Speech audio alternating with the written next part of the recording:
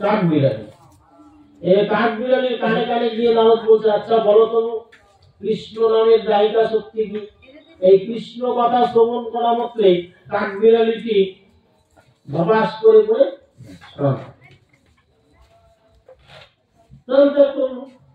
নারদ বলছে, আশ্চর্য ব্যাপার, যাকেই জিজ্ঞাসা করি সেই প্রাণ ত্যাগ করে চলে যায়, আমার তো জানা হয় না কৃষ্ণ নামের দায়িকা শক্তিটা কি, জানা তো আর হয় না। এবার নারদ চিন্তায় পড়ে গেল, ব্যাপারটা কি, যাকেই জিজ্ঞাসা করি কৃষ্ণ নামের দায়িকা শক্তি কি, সেই প্রাণ ত্যাগ করে। এবার কৃষ্ণকে আবার নালিশ জানালো, প্রভু এইবার আমি জিজ্ঞাসা করলাম এক কাঠবিড়ালিকে, সেও প্রাণ ত্যাগ করে চলে গেল। আবার পরে যাও, আবার একই কাজ করো, দেখো তুমি দেখতে থাকো। প্রভুর আদেশ মতো সে কি করলো, পরের দিন দেখলো একটা গরুর বাচ্চা দিচ্ছে, গাভীর বাচ্চা দিছে, সে সবেমাত্র বাচ্চাটা প্রসব হয়েছে। আর নারদ ঋষি ঘুম থেকে উঠেই ওই বাচ্চাটার মুখ দর্শন করছে, বদন দর্শন যেই হয়েছে তখনই ওই নারদ ঋষি কানে কানে গিয়ে বলছে, আচ্ছা বাচ্চা বলতো কৃষ্ণ নামের দাহিকা শক্তি কি? কৃষ্ণ নামের দাহিকা শক্তি যেইবার জিজ্ঞাসা করছে নারদ, আর অমনি বাদকটা একদম ধপাস করে পড়ে চিৎপাড়াং হয়ে প্রাণ ত্যাগ করেছে। নারদ বড় চিন্তা পড়ে গেল, যাকেই জিজ্ঞাসা করি সেই মানে প্রাণ ত্যাগ করে চলে যাচ্ছে, তাহলে কি আমি পাপের ভাগী? এইবার প্রভুর কাছে গিয়ে বলছে, প্রভু আমি যাকে জিজ্ঞাসা করছি আপনার কৃষ্ণ নামের দায়িকা শক্তি কি, সেই প্রাণ ত্যাগ করে চলে যাচ্ছে, আর আমি তার পাপের ফল ভোগ করব। এবার বলছে, যাও নারদ আবার খুঁজো, আবার যাকে পাবে তাকেই জিজ্ঞাসা করবে। এবার নারদ যাচ্ছে, যেতে যেতে দেখে একটা রাজ দরবারে এক পুত্র সন্তান হয়েছে, রাজ দরবারে এক পুত্রের সন্তানের লাভ হয়েছে। এইবার সেই পুত্র সন্তান শিশু কান্না করবে, কাঁদেও না, আবার কিছু খাচ্ছেও না, কিছু কিন্তু খাচ্ছেও না, শিশুর মায়ের বুকে স্তম্ভ থেকে সেটা দিচ্ছে, আবার চোখেও দেখছে না, অন্ধ, কাঁদছেও না, কান্নাকাটিও করছে না। এবার নারদ ঋষি জিজ্ঞাসা করছে, আচ্ছা কি হয়েছে?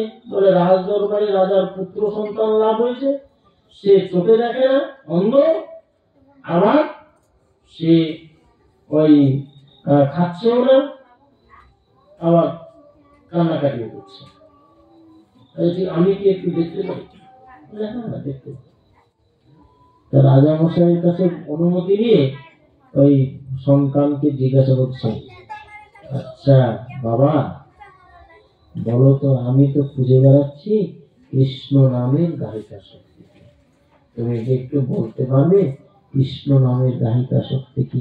এইবার যখনই নারদ জিজ্ঞাসা করেছে তখনই শিশুটা হেসে গিয়েছে, দুনয়ন মিলে চক্ষু উন্মিলন হয়েছে, তাকিয়ে দেখেছে নারদ, তুমি এখনো বুঝতে পারিলে না কৃষ্ণ নামের দাহিকা শক্তি কি? বলছে, না গো বাবা আমি তো বুঝিতে পারি নাই। বলছে, জানো না রো,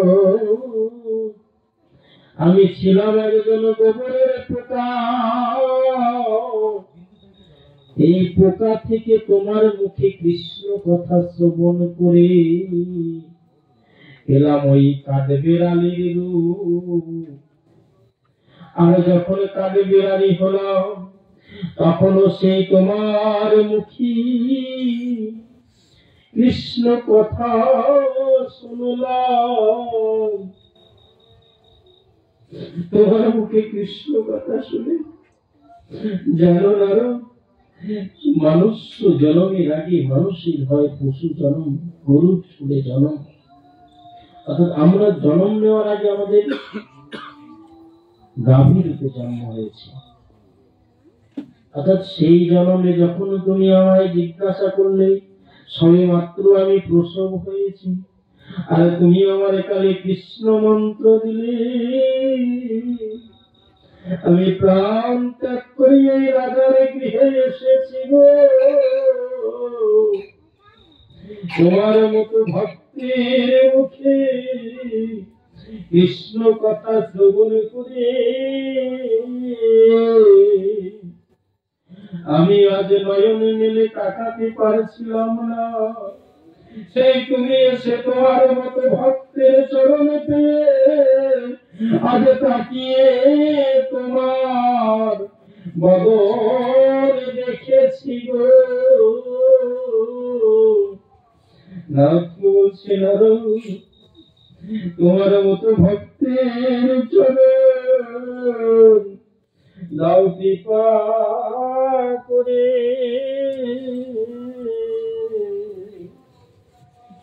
ভক্তের চরণ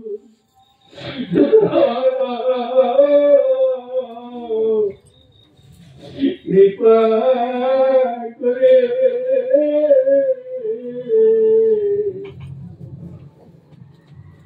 দাও হে ভক্ত চরণ কৃপা করে।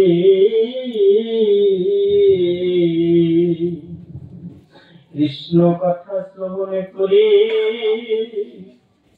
আজ আমি ৮৪ লক্ষ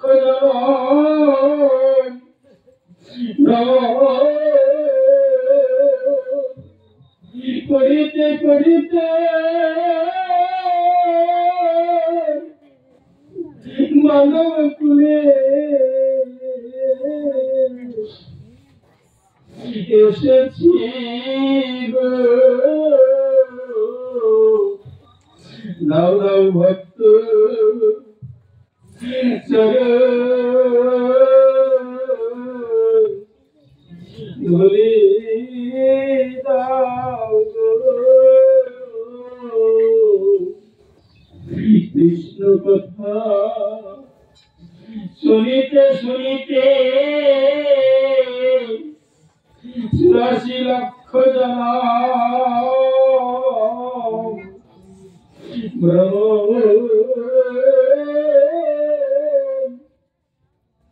থেকে বিরত হয়ে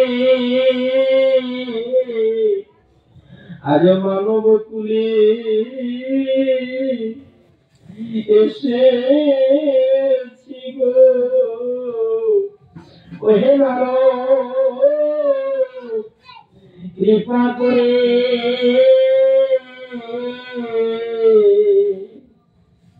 তোমার চরণ ধুলি দাও হে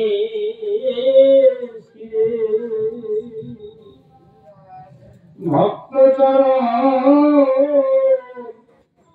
ধুলি লইয়ে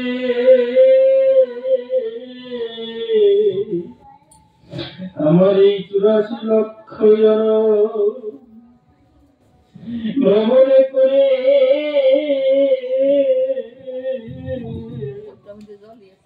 আমার যাতে আর এই ৮৪ লক্ষ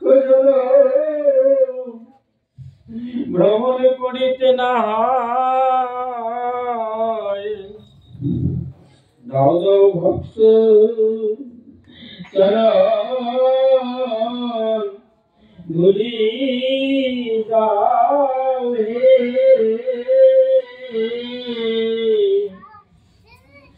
যতবার জন্ম নিয়েছি ততবারই কত ব্যথা, কত যন্ত্রণা, কত লাঞ্ছনা, কত বঞ্চনা, কত ক্লেশ আমরা পেয়েছি। প্রতি জন্মের আঘাত আমাদের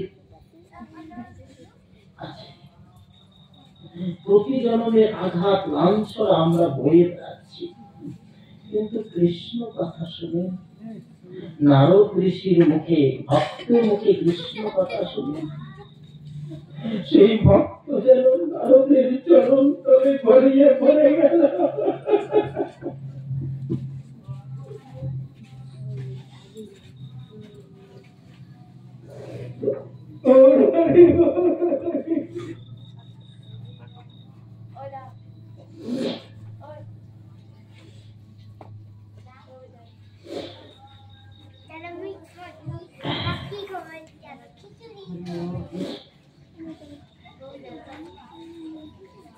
তাই এই জগতে যতদিন দেহে প্রাণ আছে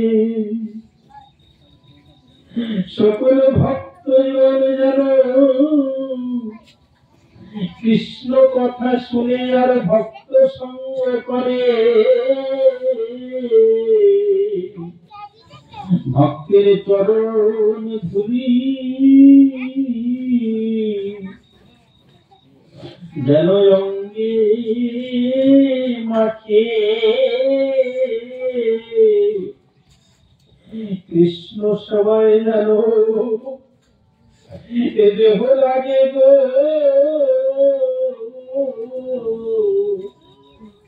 এ দেহ একদিন থাকবে না, সেদিন কি আর করে দেহ পাবো, কৃষ্ণ বলার মতো দেহ কি আর পাবো গো, সেদিন বদলে কি আর কৃষ্ণ কথায় আসিবে,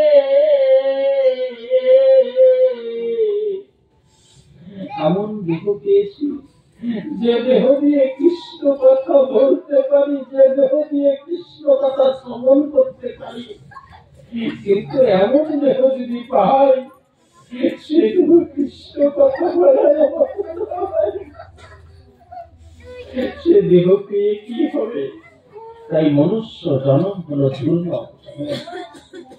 এই দুর্লভ জন্মে কৃষ্ণ কথা ছাড়া জীবের গতি নাই। মহাপ্রভু স্বয়ং বলে গেছেন, হরির নাম ঐব হরির নাম ঐব হরির নাম ঐব কেবলম কলৌ নাস্তেব নাস্তেব নাস্তেব গতির অন্যথা। কলিযুগে জপ তপ ধ্যান যাগ যজ্ঞ যা কিছু আছে কেন সব কিছু উঠতে হবে হরির নাম, কৃষ্ণ নাম। কেউ যদি মন প্রাণ দিয়ে করতে পারে অনায়াসে তার মুক্তি হয়, অনায়াসে। যাই হোক, মাঝখানে একটু ঢুকে গেলাম, অপরাধ মর্যাদা করবেন, সবগুলো বৈষ্ণব কৃপা করে আমাকে ক্ষমা করবেন। এবার সতীর কথা, দেবী সতীর কথা আমরা একটু শ্রবণ করব। পুরাকালে যজ্ঞ করে সৃষ্টিকর্তাগণ, যজ্ঞস্থলে সকলে হলো নিমন্ত্রণ। সপ্তর্ষি দেবতা দেবতায়াবে আর মুনিগণ অনুচর সহসরে করেন গমন। অপূর্ব যজ্ঞের ভূমি বর্ণিতে কে পারে, অনন্ত সহস্র মুখে বর্ণি মারে মারে। ত্রিজগতে যেই শোভা দেখিতে সুন্দর, সেই শোভা লয়ে সভা হয় শোভাকর। তথায় বসিল যত নিমন্ত্রিত জন, যথাস্থানে যত ঋষি দেব মুনিগণ। অগ্নিশি ব্রহ্মা কইলা আসন গ্রহণ, অঙ্গের তেজতে লজ্জা পায়ে সে তপন।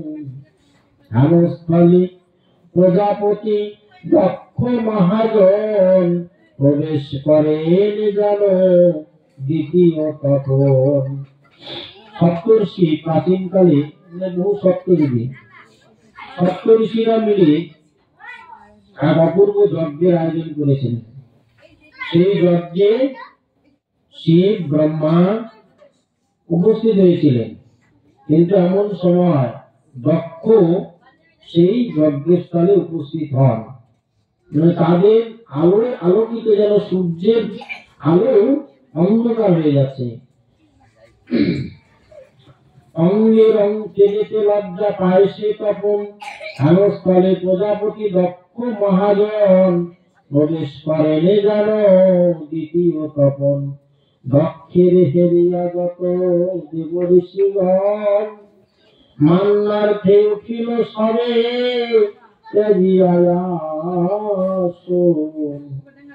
নিমন্ত্রিত যত দেব সকলে উঠিল শুধু ব্রহ্মার শিব বসিয়া রহিল।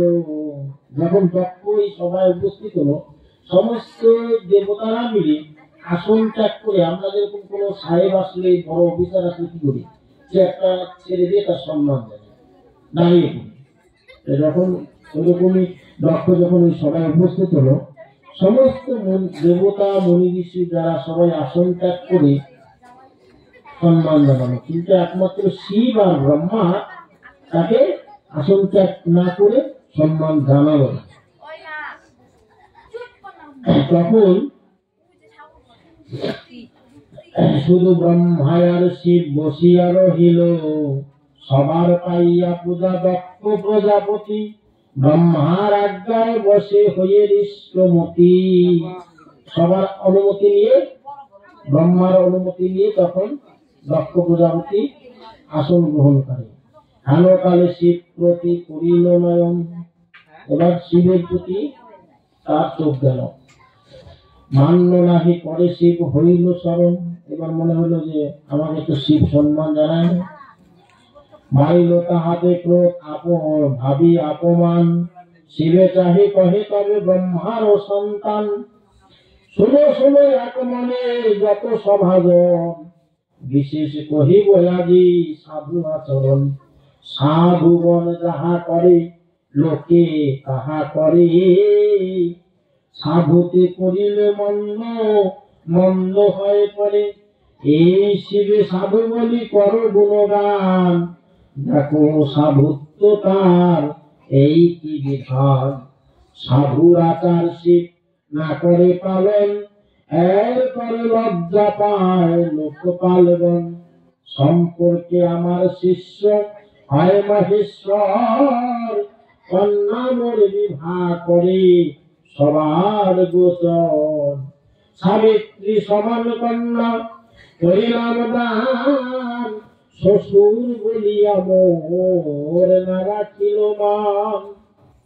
মর্কট লোচনে অসাধু দুর্জন, হরিণী নয়না কন্যা করি সমর্পণ। সেই দুঃখে প্রাণ মোর কাঁদিছে সতত, তথাপি না করে পূজা হয়ে অবনত। নাহি ছিল ইচ্ছা মোর দিতে কন্যা দান, অপাত্রে করিয়া দান পাই অপমান। এবার শিবের প্রতি তাকিয়ে আর ব্রহ্মাকে বলছে, সমস্ত দেবতাকে বলছে, দেখো দেখো এই শিবকে সবাই সাধু বলো, আমার কনিষ্ঠা কন্যাকে তার হাতে অর্পণ করেছি, সে আমাকে সম্মান না দিয়ে মানে এটা কিসের সাধুতা হলো, কিসের মানে দেবতারা যা করে সাধুগণ যা করে তাহা নরলোকেও করে, এইটা কেমন হলো ব্যাপারটা। তাই তাকে আমি কন্যা দান দিতে চাইনি, তবুও তাকে দিতে হয়েছে। হ্যাঁ, আর আমি এই কন্যাকে অপাত্রে দান করলাম, সেটাই বলছে। অপাত্রে দান করলে আমি নিজে অপমান হচ্ছি। অবিধেয় যথা শূদ্রে বেদ বাক্য দান, রামতি করিল দুষ্টে কন্যা সম্প্রদান। আতিবয়া সচি এই প্রেত সহচর, শ্মশানে মশানে ফিরে হয়ে দিগম্বর। কখন রোদন করে আসে বা কখন, আলু ফালু কেশপাশ উন্মত্ত যেমন। চিতাভস্য মাখে গায়ে অস্থিমালা বলে, সবই অস্থি ভূষারূপে করে কুতূহলে।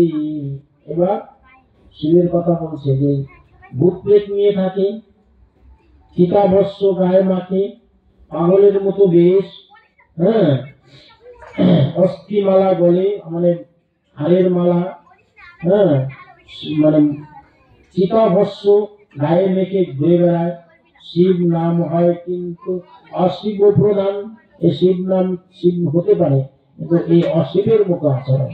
তাই বলছে উন্মত্ত জনের প্রিয় নাহি অপমান, কমনয় যে প্রমোদ তাহাদের প্রতি, ঘটনাতেই দুষ্ট অপবিত্রয়তি, পিতামর সর্বশ্রেষ্ঠ কমলয় আসন, তার আজ্ঞা মতে আমি দিনু কন্যা ধন। অর্থাৎ ব্রহ্মার আদেশে তার কন্যাকে দান করেছে। অপাত্রে জামাতা করি পাইলাম ফল, ইচ্ছা মোর ভস্য করি তাহারে কেবল। অর্থাৎ ক্রোধে দক্ষ বলছে আমার ইচ্ছা এখনই তাকে ভস্য করে দেবে। এত কহি ক্রোধে দক্ষ আরক্ত লোচন, ক্রোধহীন সদাশিব না কহে বচন। এবার শিব সমস্ত কথা শুনছে, অপমান সহ্য করছে, কিন্তু কোনো কথা বলছে না, চুপচাপ আছে। ক্রোধমতি প্রজাপতি চাহি শিব প্রতি, সবার সমক্ষে কোনো কহিন ভারতী, পাপিষ্টের অপমান সহ্য নাহি হয়, সাপি বই হারে আমি সভ্য সমুদয়, এত করে জন্মে দক্ষ প্রভুমতি, দুর্বাক্য কহিয়া সাপ গেল শিব প্রতি, দেবতায় অধম হয় মহেশ্বর, উপেন্দ্র ইন্দ্র হতে পৃথক বিস্তর, দিনই আমি অভিশাপ প্রদ ভরতি, যজ্ঞ ভাগে জানো নাহি পায়ে পশুপতি। এই যে যজ্ঞের আয়োজন হচ্ছে, এবার দক্ষ মহারাজ কি করলেন, শিবের প্রতি অভিশাপ দিলেন, এই যজ্ঞের ভাগ যেন শিব না।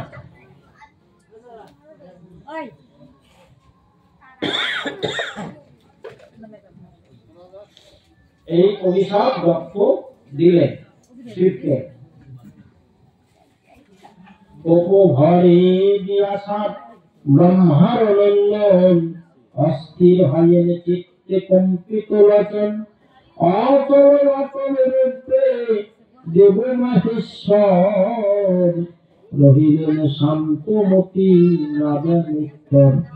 শিব অচল হয়ে রয়েছে, চুপচাপ কোনো উত্তর দিচ্ছে না।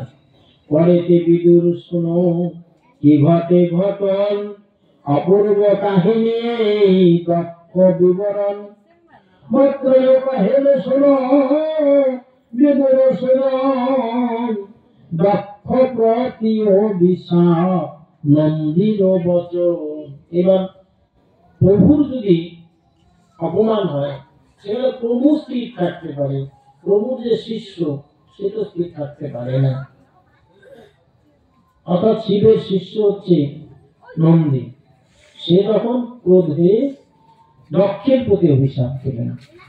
দক্ষ প্রতি অভিশাপ নন্দীর বচন, দক্ষ যাবে কুটুবাক্য কহিহর প্রতি, শৈবদের সাপ দিতে হন ক্রুদ্ধমতি, চঞ্চল হইল তবে যত সভাগণ, সকলে করিল দক্ষে বহু নিবারণ, অতি হীনমতি দক্ষ নাহি শুনে কথা, ভোলানাথ শঙ্করে প্রাণে দিল ব্যথা। ভোলানাথ শঙ্করে প্রাণে দিল ব্যথা, কাহার না শুনি বাধা, কম্পিত হৃদয়ে দাঁড়াইয়া সাবধান শিব মহোদয়, সাব দিয়া দেব সভা করি পরিহার, প্রস্থান করেন দক্ষ আপন গান। অভিশাপ দিয়ে দক্ষ চলে গেলেন নিজের গৃহে। হাস্য মুখে আসুতে আশুতোষ রহেল সভায়, নাহি ক্রোধ নাহি দুঃখ সরল কথা। এত কিছু হচ্ছে, শিব কিন্তু চুপচাপ আছে, কারো কোনো উত্তর দিচ্ছে না। আশুতোষ, শিবের আরেক নাম হচ্ছে আশুতোষ। আশুতোষ কেন? আশুতোষ মানে শিবকে অল্পতেই সন্তুষ্ট করা যায়, শিবের এই জন্য আরেক নাম আশুতোষ। মানে সব দেবতাকে আপনি পূজা দিবেন, সহজে আপনি সন্তুষ্ট করতে পারবেন না, কিন্তু শিবকে অল্পতেই সন্তুষ্ট হয়। শিব তার অল্পতেই সন্তুষ্ট হয়, তাই তার নাম আশুতোষ।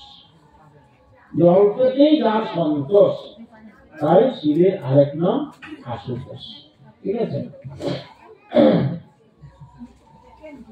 হাস্য মুখে আশুতোষ রহেন সবাই, নাহি ক্রোধ নাহি দুঃখ সরল কথায়।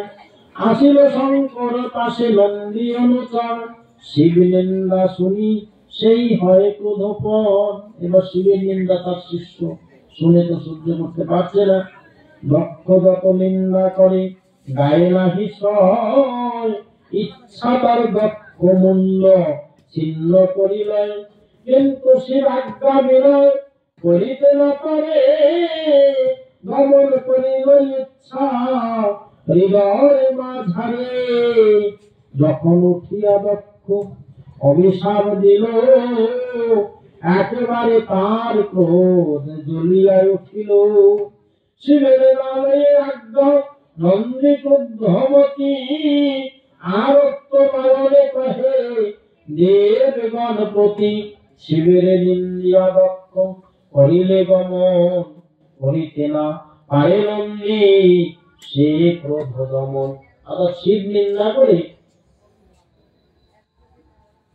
দক্ষ চলে গেল, এটা সবাই সহ্য করতে পারে, কিন্তু নন্দী সহ্য করছে না। নন্দী সেই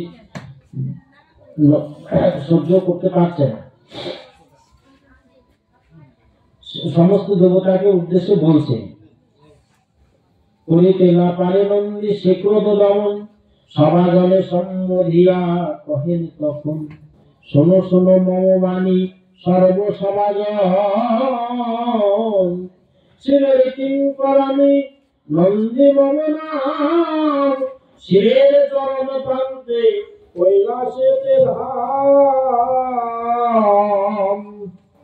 দেবতার শ্রেষ্ঠ শিব তার অপমান, না পারি সহিতে আর থাকিতে পরাণ।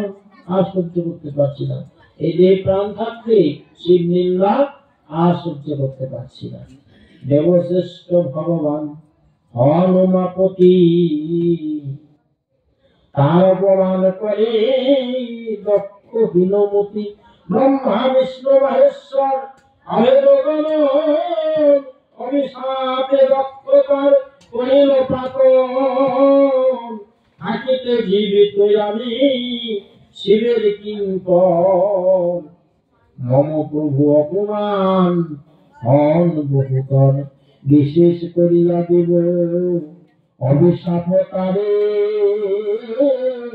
সবার সম্মুখে দিব শাস্তি দুরাচারে। যদি সেবা করে থাকি শিবের চরণ, সত্য হবে অভিশাপ কহিল এখন। দক্ষ হয় ভিন্নদর্শী শিবে কি জানিবে, পরমার্থ নাহি তাহে ভবে কি দেখিবে। মায়াবাদী মুরসে কোথা পাবে জ্ঞান, এই ভগবানের সেই করে অপমান।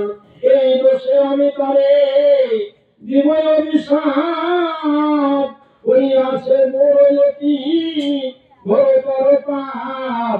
শুনিয়া দক্ষের বাণী যাতে ব্রাহ্মণ, দেব আদি যত কেহ আছে সভাজন। শিবেরে করিল ঘৃণা না বুঝে কারণ, হইবে তাদের বুদ্ধি সত্য বিনাশন। এবার বলছে যারা শিব নিন্দা শ্রবণ করলো তাদেরও বুদ্ধি নাশ হবে। হ্যাঁ, পরমার্থ হবে হারা নারী পদে জ্ঞান, তাদেরও জ্ঞান থাকবে না, পরমার্থ হারিয়ে ফেলবে পরমার্থিক জ্ঞান। সংসারে আসক্ত হবে দুঃখে যাবে প্রাণ। হরিবল হরিবল বলছে সংসারে তারা আসক্ত হবে, তাদের দুঃখে প্রাণ যাবে। দেহকে আত্মা বলি জানে প্রজাপতি, পশু সময় আত্মহীন সেই মুরমতি। আর পশুর মতো আচরণ, দেহকে সে আত্মা বলে ভাবে, কিন্তু আত্মা যে আলাদা সে পশুর মতো আচরণ করেছে। যে শুনিবে তার বাণী দেবতা ব্রাহ্মণ হইবে সে পশু সম আমার বচন। এবার নন্দী অভিশাপ দিয়ে দিল, লক্ষ্যের বাণী যে শ্রবণ করবে তার পশু বলে জন্ম হবে, পশুর মতো হবে। নারীতে আসক্ত তার কর্মে হবে মতি, ছাগ সমুখ হবে বিষয়েতে রতি। এই যে দক্ষের ছাগ মন্ড হয়েছিল, ছাগলের মতো মন্দির অভিশাপ।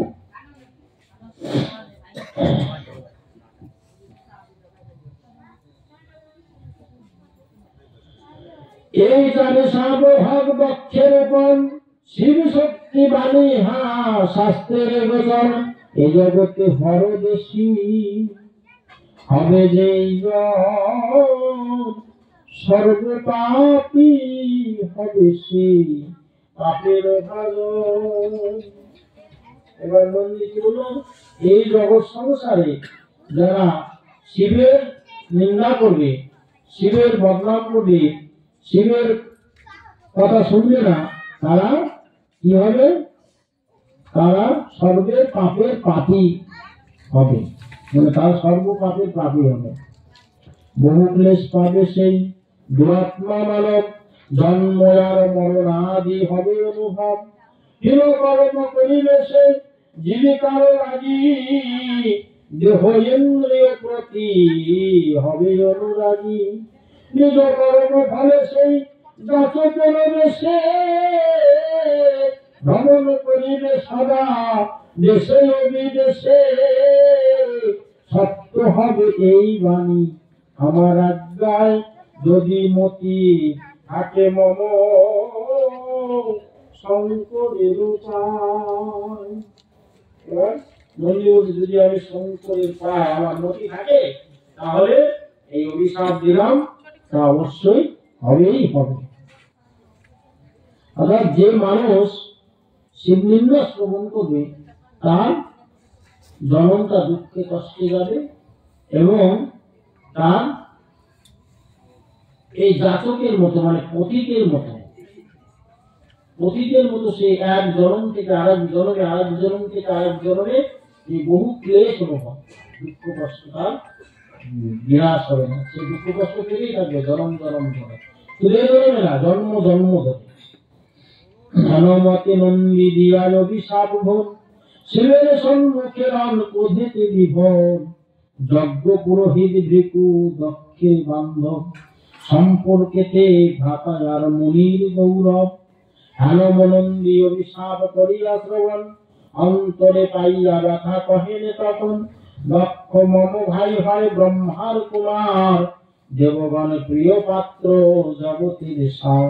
তারে দিল অভিশাপ প্রমথের পথে, কেবলে শুনিলে যত দেব সভাপতি। না শুনিব কারো বাণী দিব অভিশাপ, আপনি না শিব জানি শিবের প্রতাপ। যা কহিল দক্ষপতি সত্য সেই হয়, মহামূরজন শিব পাষণ্ড নিশ্চয়। যে করিবে শিব পূজা হবে বুদ্ধি নাশ, অবতারি হবে সেই নরকে নিবাস। মহাপাপী হবে সেই বেদে বিধিহীন, শাস্ত্র প্রতিকূলাচারী হবে নিষিদিন। গৌরী পশ্চিম মধ্যিসুরা আসব সকল, যেথায় আদরণীয় হয় অবিরল। নষ্ট শৌচ মূল বুদ্ধি যতেকে মানব, যথা ভস্মধারী হয়ে যাবে সেটা সব। নিশ্চয় পাষণ্ড হবে কহিলাম সার, বেদ মার্গহীন হবে তাহার আচার। হেনমতে অভিশাপ দিয়া ভৃগুবর, ক্রোধে কম্পিত হয় চঞ্চল অন্তর। মুনিবার ভৃগুরে হন আচরণ, এই নারায়ণ শিবকে কন্য হন। উত্থান করিলা তবে লইলে অনুচর, প্রস্থান করেন তথা হতে মহেশ্বর। নন্দী সহ মহেশ্বর করিলে প্রস্থান, ক্রমে তো হইল সেই যজ্ঞ সমাধান। ঋষিগণে সব দিল নন্দীগণ, শিব ভক্তে দিল সাপ, বৃহৎ প্রধান দক্ষ দিল অভিশাপ। প্রভু মহেশ্বরে এই মত সাপ বাণী শাস্ত্রের ভিতরে শুনিলে সংশয় নাশ হইবে বিদুর। শোনো সেই বাণী রে কহিব প্রচুর, সুমধুর চিরগীত হরি কথা সার। নন্দী অভিশাপ বাণী মুক্তির আধার। এইভাবে নন্দী এবার অভিশাপ দিল। এবার নন্দী অভিশাপ দেওয়ার ফলে এবার ভৃগু ঋষি ব্রহ্মার পুত্র সেও আবার অভিশাপ দিল, যারা শিব করবে, শিবের পূজা করবে, এই বলে নানান কথা বলে শিব ভক্তদেরও অভিশাপ দিয়ে দিল। যখন শিবের ভক্তদের প্রতি অভিশাপ দিল তখন শিব মানে শিবকে যতক্ষণ বলছে শিব তখন কিন্তু কিছু করে না। যখন শিবের ভক্তদের প্রতি অভিশাপ দিয়ে ফেলল তখন শিব কিন্তু প্রচন্ড ক্রোধিত হল। কেন ক্রোধিত হল? যে ভক্তের অপমান ভগবান ভগবান বলছে যে ভক্ত মম পিতা, ভক্ত মম প্রাণ, ভক্তি আমার প্রাণ, ভক্তি আমার সব। ভক্ত আমার গৃহ, ভক্ত আমার দেহ, ভক্ত আমার ধন, ভক্ত আমার জন, ভক্ত আমার প্রেম। ভক্ত দিলে খাই, না দিলে আমি আসি। ভগবান নিজের অপমান সহ্য করতে পারে, কিন্তু ভক্তের অপমান সহ্য করতে পারে না। তাই ভগবান শিব তিনি নিজের অপমান অনেকক্ষণ সহ্য করলেন, কিন্তু যখন তার ভক্তের অপমান হলো তখন তিনি সেখান থেকে ক্রোধ হয়ে চলে গেলেন। এইবার সতীর রক্ষালয়ে গমন, ভক্তবন্দী চলে যাচ্ছে।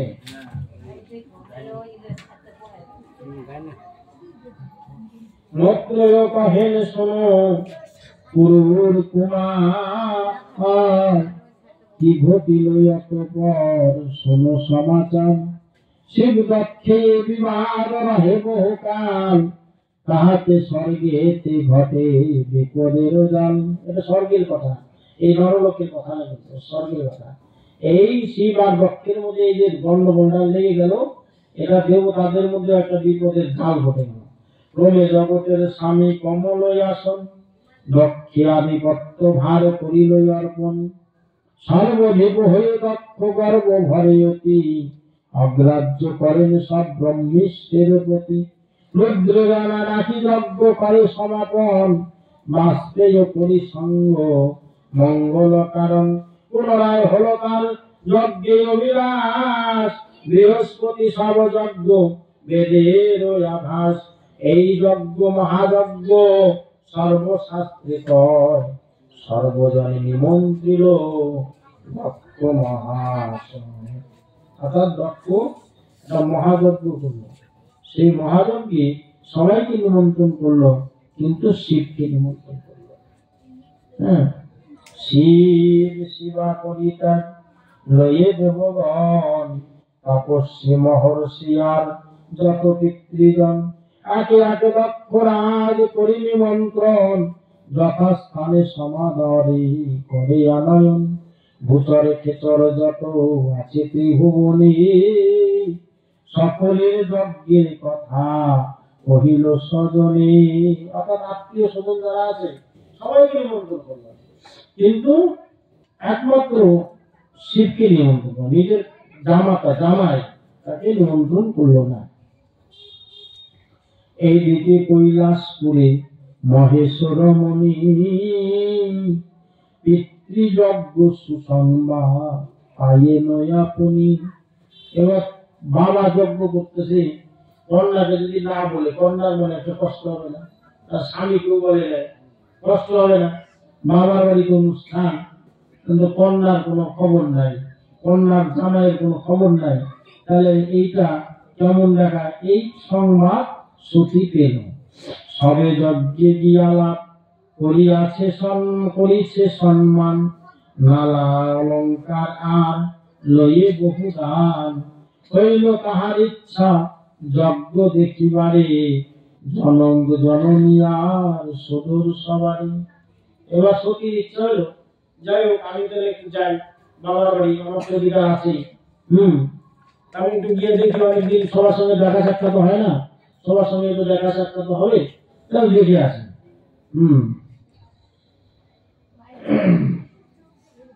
ভালোবাসা করি তবে ভবের রমণী, অতি পাশে হাসি হাসি কহিলায় মনি। কি করো হে আশুতোষ, না জানো সংবাদ, করেছে যজ্ঞ পিতা সবার আল্লাহ। সবার আনন্দের জন্য আমার পিতা যজ্ঞ করছে, তুমি কি সংবাদ জানো না? সেই কথা শিবকে বলছে। আকাশ পরহনা না আখিতে দর্শন, যজ্ঞ স্থানে দেবগণ করিছে ভগবান। ওই আকাশের দিকে তাকাও, দেখো সমস্ত দেবতারা যজ্ঞের দিকে ছুটছে। দেবলোকে যত ছিল ভগিনী আমার, ওই দেখো যায় সবে করি অলঙ্কার। ওই দেখো আমার যত বোনেরা ছিল, তারা সবাই ওই যজ্ঞ স্থলে নানা সাজ বেশভূষা ধারণ করে, অলঙ্কার রত্ন করে তারা সেই যজ্ঞে যাচ্ছে। নিতান্ত আমার ইচ্ছা যাব যজ্ঞ স্থলে, দেখিব তথায় যত আত্মীয়ের দলে। অনেকদিন হলো সবার সঙ্গে আত্মীয় স্বজনের সঙ্গে দেখা সাক্ষাৎ নাই, আমার ইচ্ছা একান্ত যাওয়ার, তাদের সঙ্গে একটু সাক্ষাৎ করার, সেই কথাই বলছি। দেখিব তারাই যত আত্মীয়ের দলে, নেহারি আমায় যজ্ঞে করিয়া আদর। বস্ত্র অলঙ্কার পিতা দিবে বহুতন, অতি বিস্তারিত যজ্ঞ হয় আরম্ভন। করিব পিতার কাছে তাহা দর্শন, কৃপা করি অনুমতি দাও তুমি স্বামী।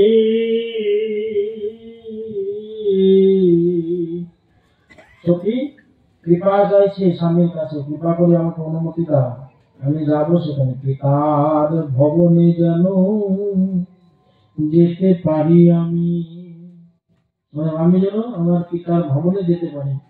স্ত্রী জাতি আমরা ওই সদা পরবশ, জনকের গৃহে যাব ইহাতে হরস। নারীরা যদি বাপের বাড়ি যায় তাতে বড় আনন্দ পায়, তাই না?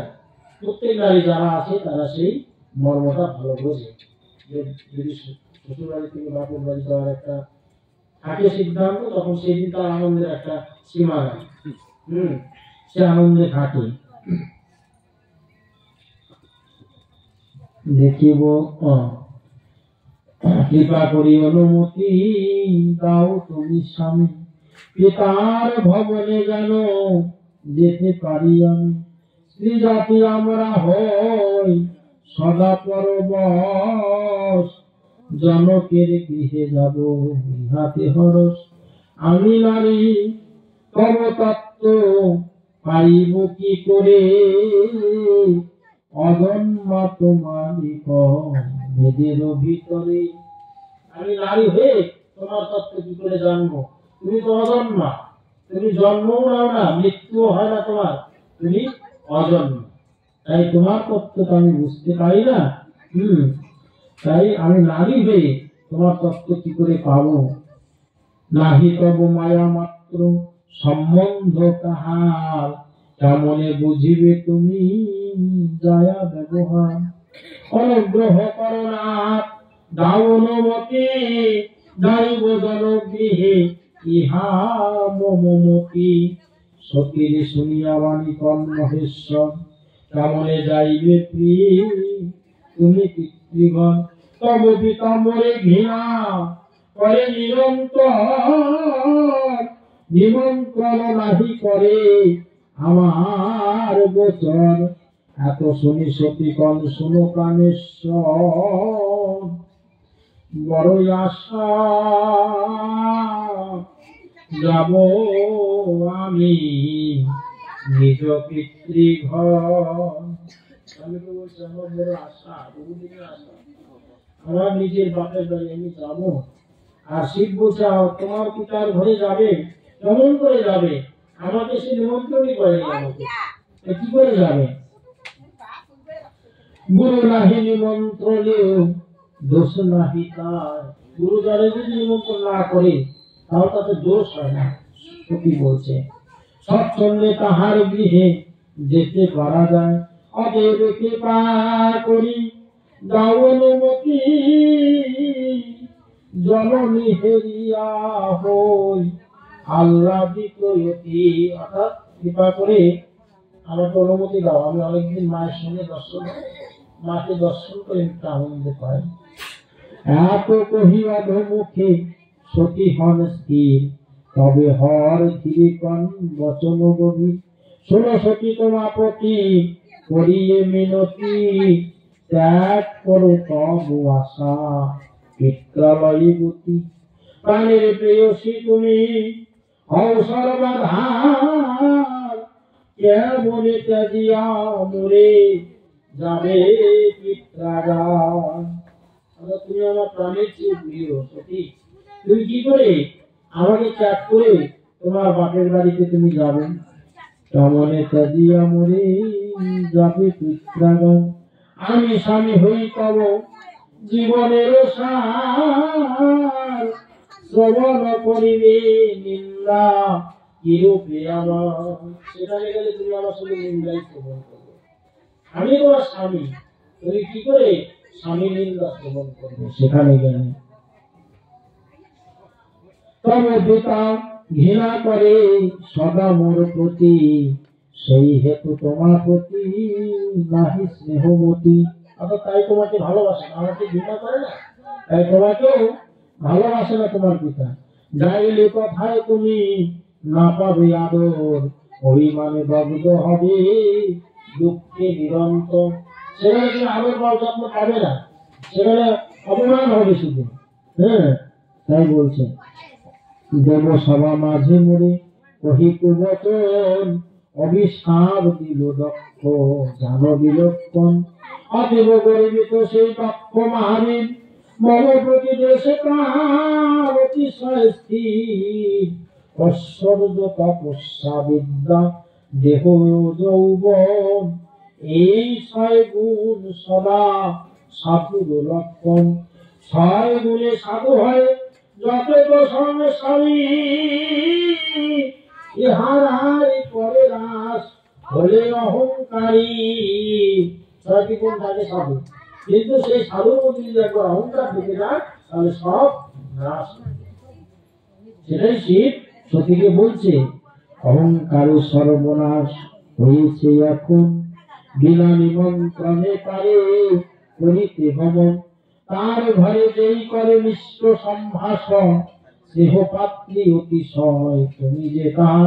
সভা বিনা পাবে দেখা শেখা ভালো ব্যবহার, দক্ষ তব পিতা বটে অজ্ঞানে দুর্মতি।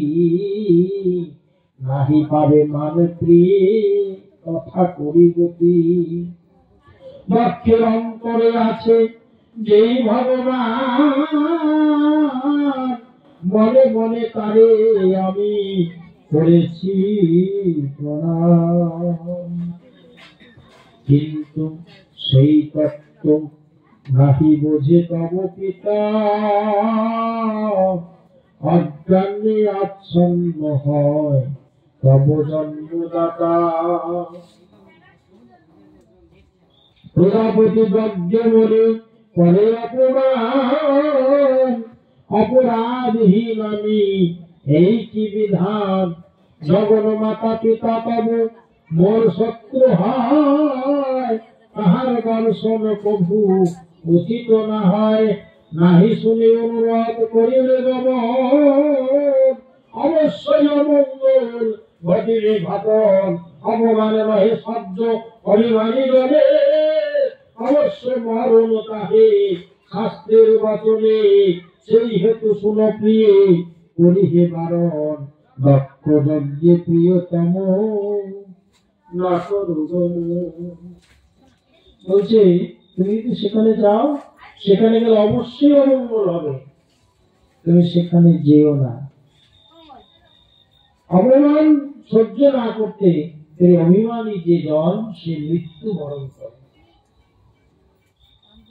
তাই তুমি সেখানে যাওয়া উচিত নয়। সেই হেতু শোনো প্রিয়তমে, না করো গমন। সমর রক্তযজ্ঞে প্রিয়তম, না করো গমন। সমাদ রচিত গীত হরি কথা সার, শুনিলে ঘুচিয়া যায় যত পাপ ভার। হরি বল হরি বল। এবার সতীর দক্ষালয়ে গমন ও দেহ ত্যাগ। পড়তে গেলে তো মেলা পড়তে হবে, আরো পড়তে হবে, অনেক আছে। আর এই জায়গাটা পড়ে শেষ করি, তারপরে কি ঝগড়াঝাটি হয় পড়ে শেষ করতে হবে। সতী যেতে যাচ্ছে,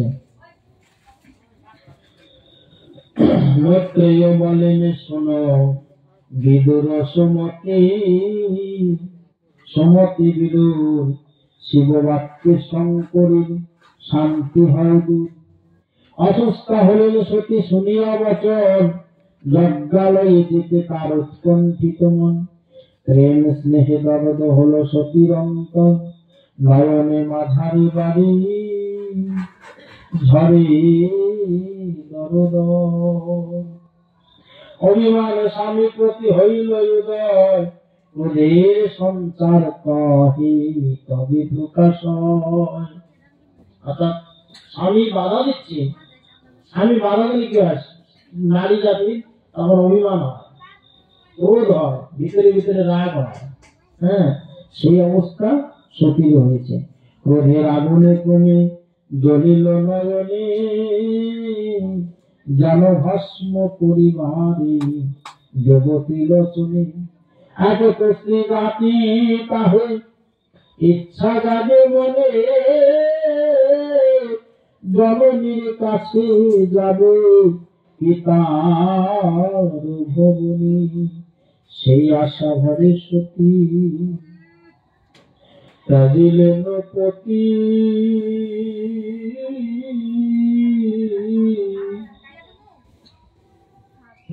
হিমালয় উদ্দেশ্যে করিলেন গতি, সতীর গমনে হয় বুঝিলেন মনে।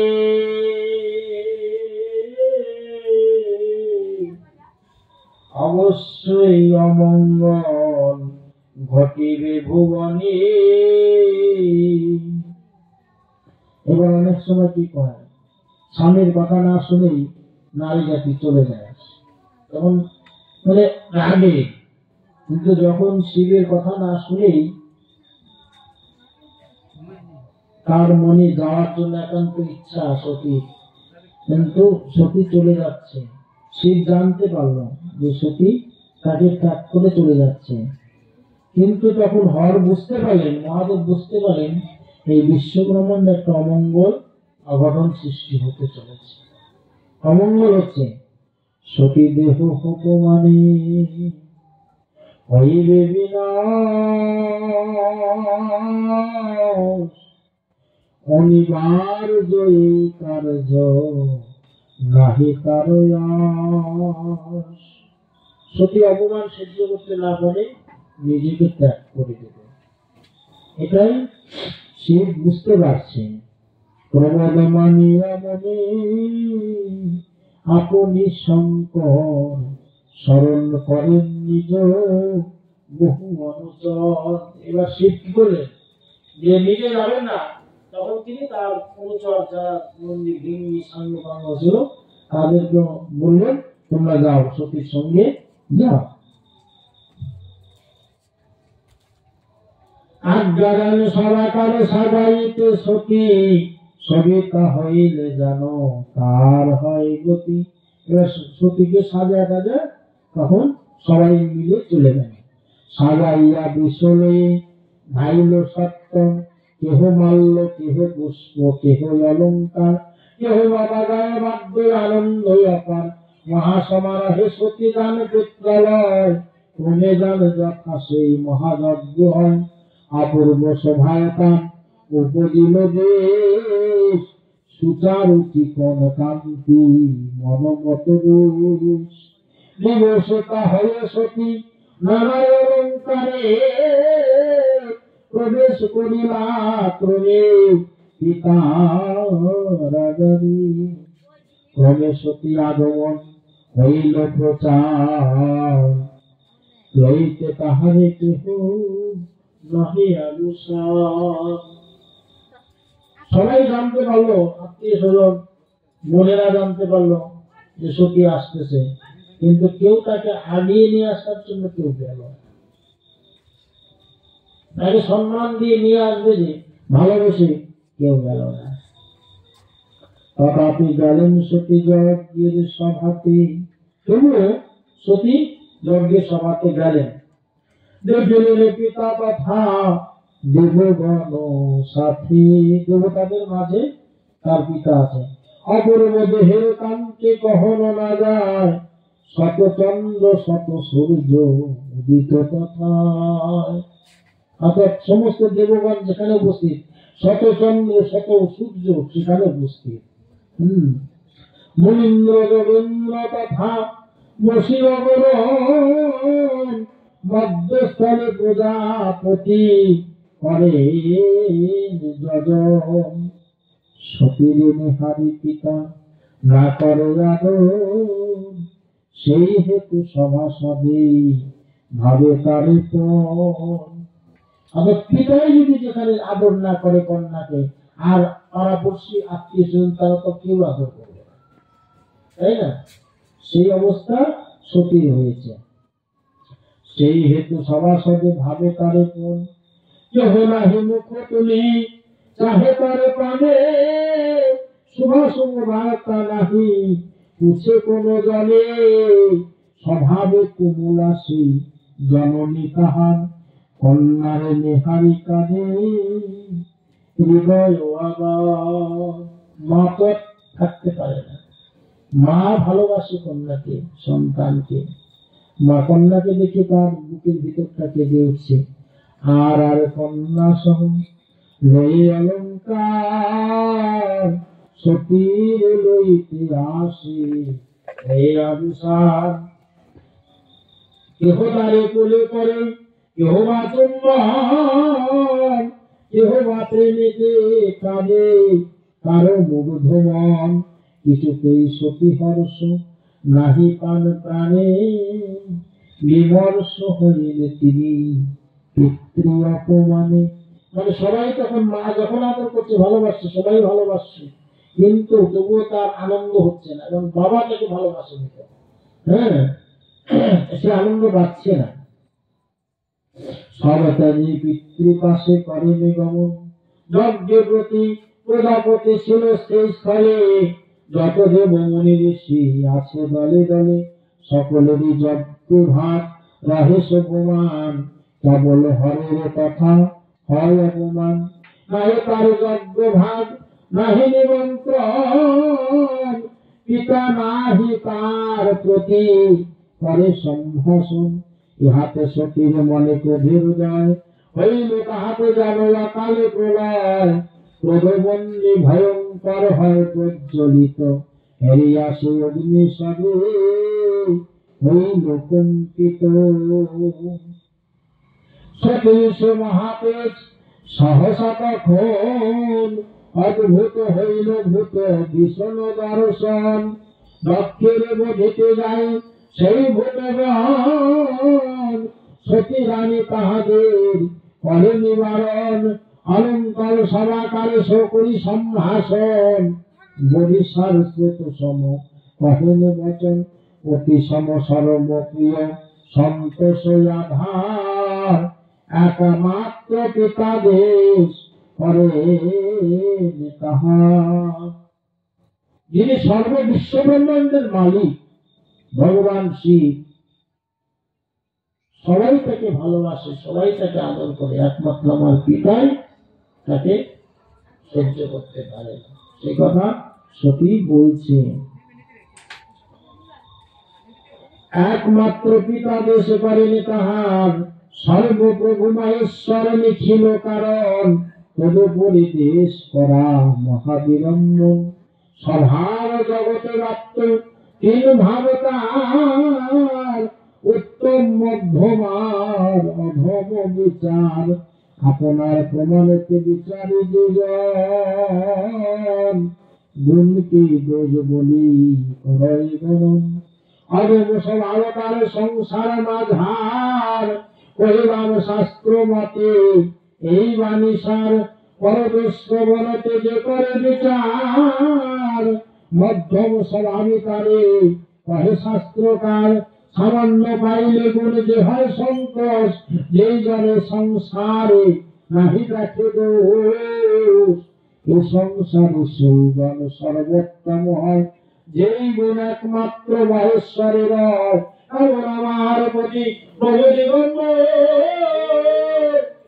তার ঘৃণা পিতা করো নিরন্তর, প্রতি মম শিব নামে হয়তি অক্ষর, উচ্চারণে পাপ নাশ হয় সত্য। শিব নাম উচ্চারণ করেই জীবের দিদির পাপ নাশ হয়। জগতে মহিমা তার পবিত্রতম, অসংখ্য শাসন যার বিশ্বে প্রকাশ। অশিব হইয়া পিতা শিব নিন্দা করো, অসাধু জনের ভাব কেন নিজে ধরো। ব্রহ্মাদার পদে লাগি করে উপাসন, ব্রহ্মাদার পদে লাগি করে উপাসন, সবে শিবে অনায়াসী শিবের চরণ। আমি তার শ্রেষ্ঠ শক্তি জগত বাজার, যাহার সে দিয়া কৃপা পায় বিনিবার। শ্মশানে যাহার বাস সর্বশ্রেষ্ঠ জন, ব্রহ্মাদার পদরে করেন ধারণ। ব্রহ্মাদার পদরে করেন ধারণ, সেই শিব পিতা তুমি বেতা ঘেরা করো। শিব নিন্দা মহাপাপ না হয় গোচর, আর শোনো পিতা তুমি আমার বচন। স্বামী নিন্দা শুনি প্রাণ নাশে সতীর। এবার সতী বলছে, শোনো পিতা শোনো, এই জগতে যারা সতী নারী, তারা প্রতি নিন্দা শুনে প্রভু এ দেহে প্রাণ রাখে না গো, এ দেহে প্রাণ রাখে না গো।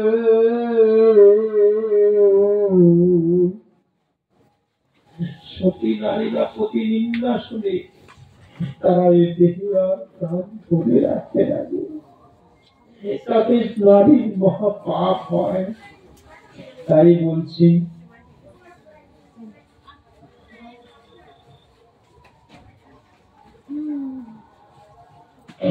স্বামীর শুনিলে নিন্দা সতী যদি হয়, নিন্দকের প্রাণ নাশ করিবে নিশ্চয়। তাহা যদি নাহি পারে করিবে গমন, অথবা বসনা তার করিবে ছেদন। আসক্ত হইলে নিজে তাজিবে পরাণ, কোন সতী সহ্য করে পতি অপমান। তুমিতে জনগমন তব এ শরীর, নাহি পারি বিনাশকে এন যে জানিছি অতএব নিজ দেহ করিবি সর্ব আত্মশুদ্ধি করা মম উচিত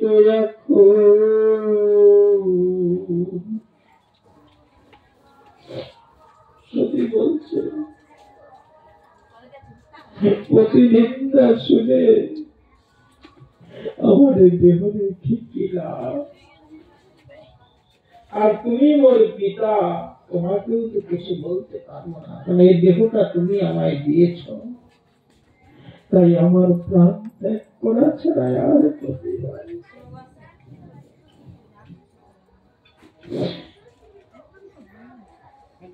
শিবের নিন্দক তুমি জনক আমার না ধরিব না ধরিব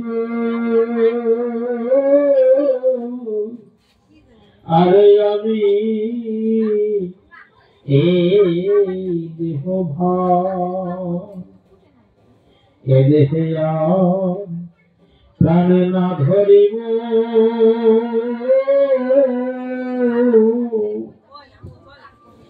ধরিব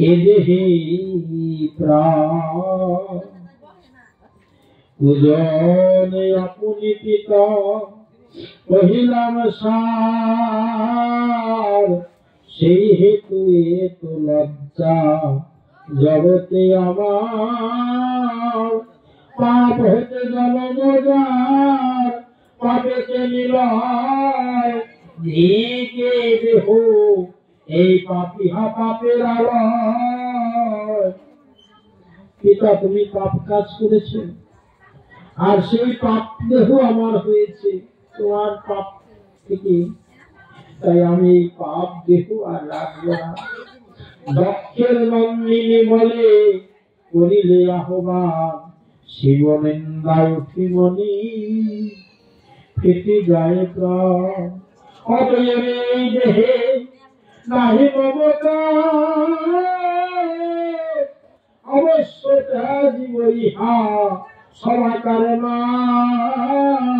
আপনি দুঃখে সতী হইয়া অধীর প্রাণ ত্যাগ ইচ্ছা করি হইলেন স্থির অধমুখে বসিলেন হয়ে নিরুত্তর বস্ত্রে অঙ্গ ঢাকি যেন মেঘে শশধন সরিয়া শিবের সতী মহাদেব ধনে বুঝিলাম অনুমতি প্রাণ ত্যাগ করে আসনে বসিয়া সতী প্রাণ পান নাভি চক্রে সংস্থাপিল করিয়া সমান ক্রমে সেই বায়ুগ্রাসে সহজে নাভি চক্র মাঝে যাহা করে অবস্থান সেই বায়ুর ভেজিয়া দিয়া কণ্ঠদার ক্রমে ক্রমে উপনীত হৃদয় মাঝার যে দেহ আলোর সদা কুলিত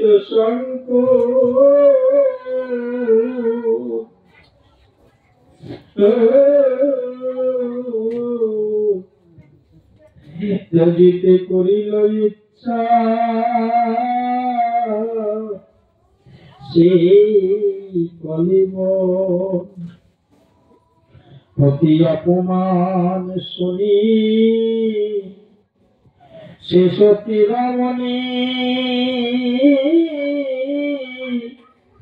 সর্বাঙ্গে বায়ুরে তিনি রোধে নয়াপুনি হৃদয়ে তাহার মাত্র জয় মহেশ্বর আর সমাধিতে শুদ্ধ ও কলিব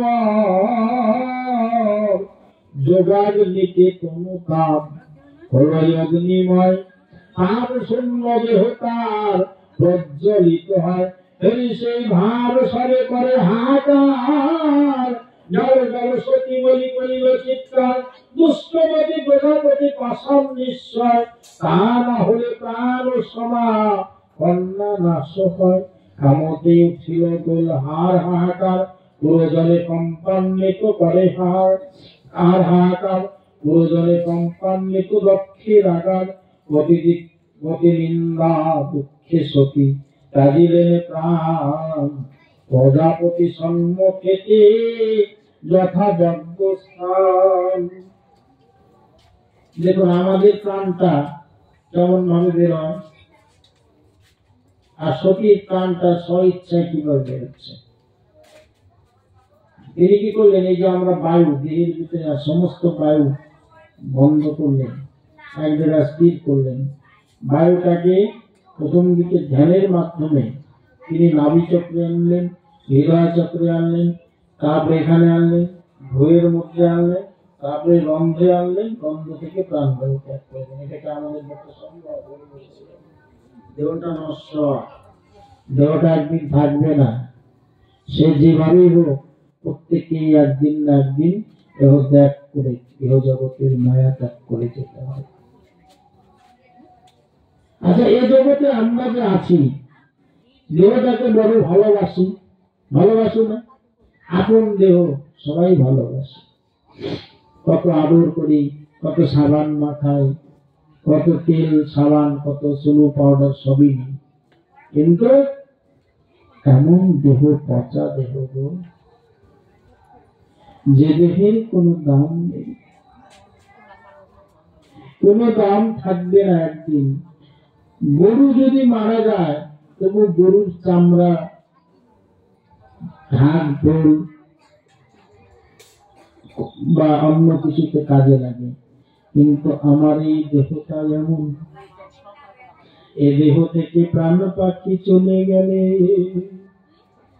সেদিন আর দেহ কাজে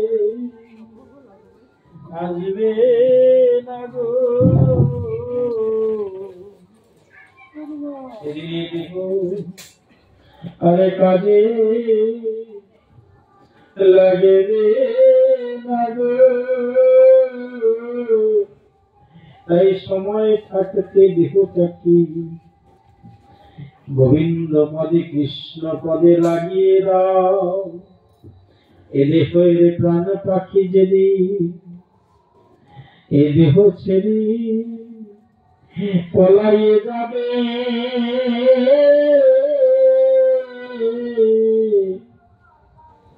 সেদিন আরে কৃষ্ণ বলে কাঁদা হবে না গো।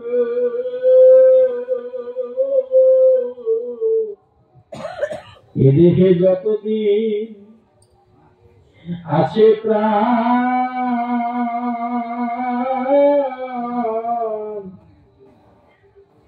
তাই সবে মিলে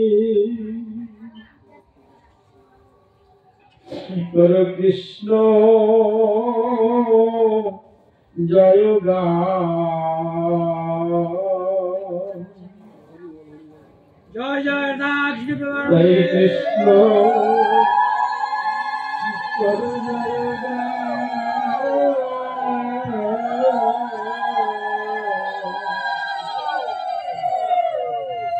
দেহের মালিকে যেদিন আমায় ছেড়ে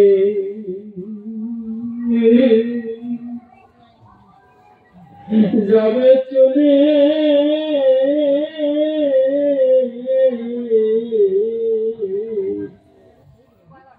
তাই বিষয় সংসার ত্যাগ করতে বলে নাই প্রভু।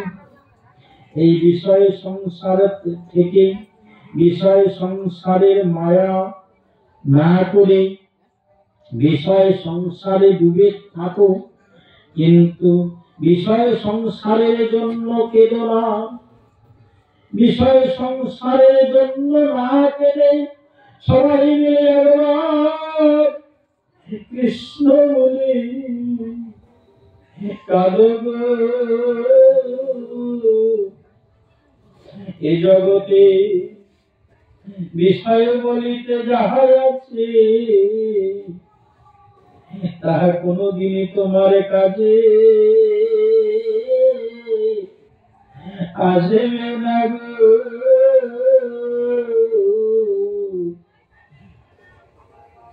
যদি একবারে সব বিষয় ছেড়ে কৃষ্ণ বলে কাঁদিতে পারো,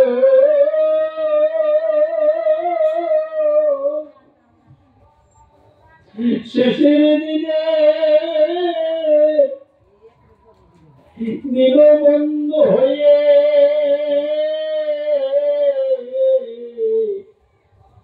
প্রভু তোমায় কৃপা করিবে গো।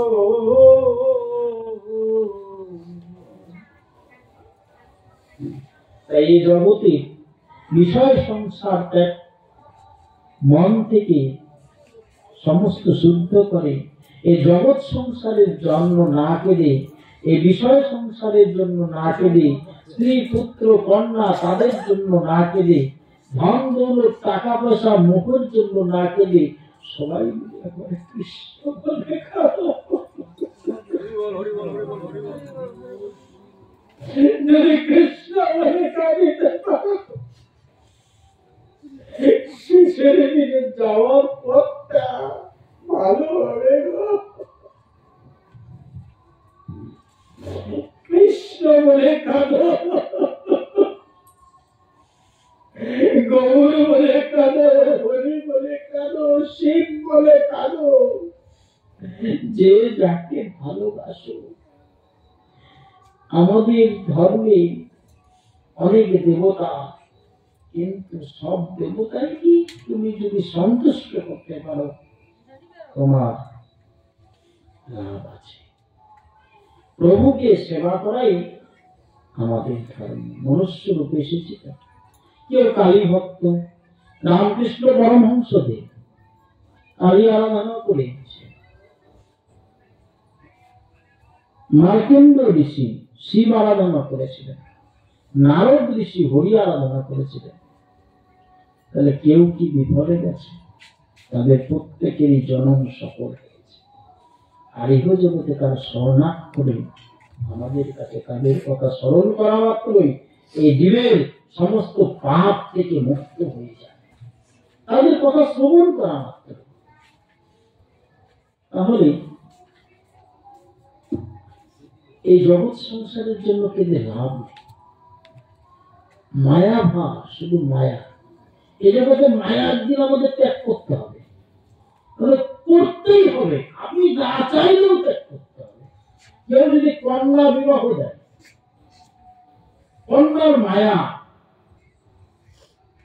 যেদিন কন্যা বিদায় নেয়, কন্যাও যেতে চায়, বাপের বাড়ির লোকজন ছেড়ে দিতে চায় না, কিন্তু তাকে ছেড়ে দিতে হবে।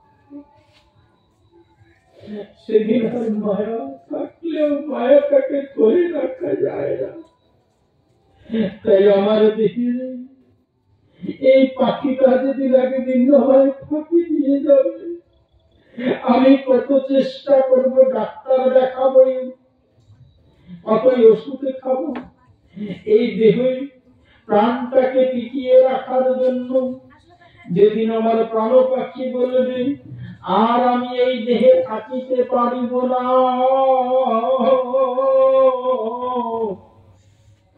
আমি যতই মায়া করে পাখিটাকে ধরে রাখতে চাই না কেন, সে পাখি আমার মায়ার বাঁধন ছেড়ে দেবে গো। পাখি আমার মায়ার বাঁধন ছেড়ে দেবে গো। সেদিন মায়ায় আমার এভাবে রাখিতে পারিবে না, মায়ায় আমায় ছাড়িতে হবে। অর্থাৎ যতই আমি মায়া করি, দেহের মায়া করি না কেন, যেদিন আমার সময় শেষ হয়ে যাবে সেদিন দেহের মায়া আমি অফুরন্ত মায়া করলেও সেদিন আমার মায়া ত্যাগ করতেই হবে। তাই সতীও এখানে সমস্ত মায়া ত্যাগ করে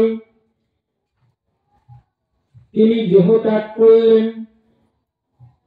সতীর বিনাশ ফিরি শিব অনুচর, হুড়াহুড়ি করে সবে কাঁদে নিরন্তর।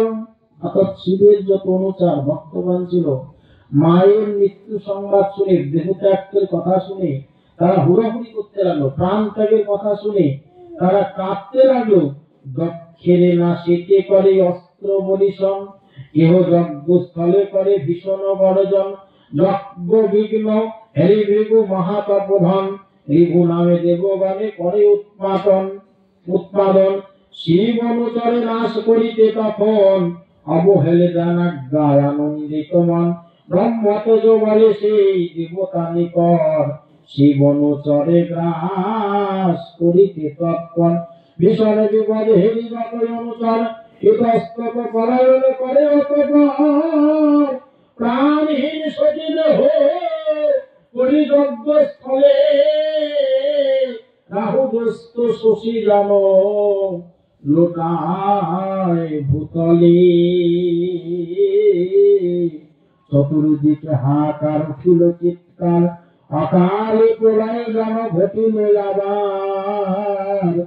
সুমদ রচিল গীত হরিকথা শোন, সতী দেহ ত্যাগ বাণী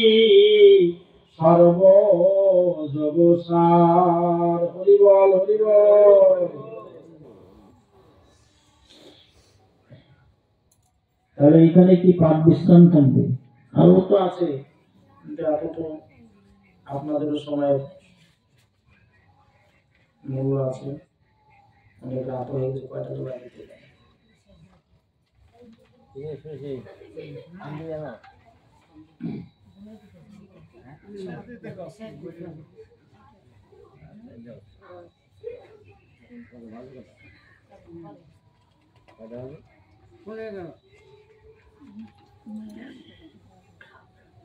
প্রচুর আছে, অনেক আছে,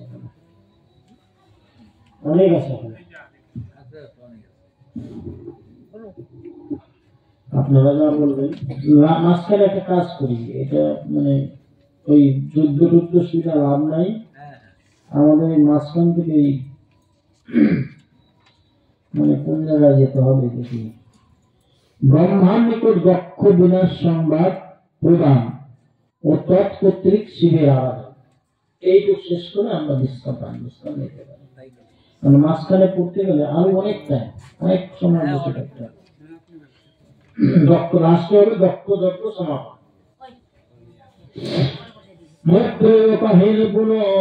হে বিদুর শোনো শোনো, দক্ষ যজ্ঞে কিবা ঘটে পড়ে, অতীব উত্তম বাণী শুনিলে জুড়াবে প্রাণী। মোক্ষ তাহে পায় সাধু নরে, বীরভদ্র সেনাপতি লইয়া সেনা সংহতি, যজ্ঞ ধ্বংস করি অনায়াসে। দক্ষের কাটে আসে প্রমথের সহবীর, আনন্দেতে গেলেন কৈলাসে। সতী দুঃখে সতীপতি আছিলেন দুঃখমতি, সদা মুখে কোথা প্রাণ সতী। কেন গেলে পিতৃঘর দুঃখ দিতে নিরন্তর, কেন বাম হলে মোর প্রতি। বীরভদ্র হেন কালে লয়ে প্রমথের কালে, প্রণমেন শিবের চরণে। দক্ষ যজ্ঞ ধ্বংস কথা শুনে দূরে যায় ব্যথা, কবি দুঃখ ত্যাজিলেন মনে। প্রজাপতি ব্রহ্মায়ণ ভগবান সার অন্তর্যামী এই দুইজন। দক্ষ যজ্ঞে রাহি গেল সেই হেতু না দেখিল, পূর্ব হতে গানে বিবরণ। রুদ্র অনুচরগণ লয়ে কত প্রহরণ, নিস্ত্রিংস পট্টি সোয়ার সুর করি গোমন বারো কত হারে অস্ত্র শত শত যার ঘাইয়ে দেব তালাকুল সর্বাঙ্গ ক্ষত বিক্ষত ভূত হস্তে পরাজিত ঋত্বিক সভ্য দেববান বায়ুতে অতীব ভেত অরণ্য ইতস্তত ক্রমে গিয়ার প্রণীত ব্রহ্মার সদন কার ঠাই জড় করে অতীব আবেগে ভরে কহে যত দেব মুনিগণে কি করো তো এ দুঃখ না পাই গো যে পীড়া পাইল সর্বজনে শিবে করি অপমান যজ্ঞ অংশ নাহি দান সতী প্রাণ ত্যাজে অপমানে মহেশ্বর পাঠাইয়া অনুচার নাসি যজ্ঞ মারে সবে প্রাণে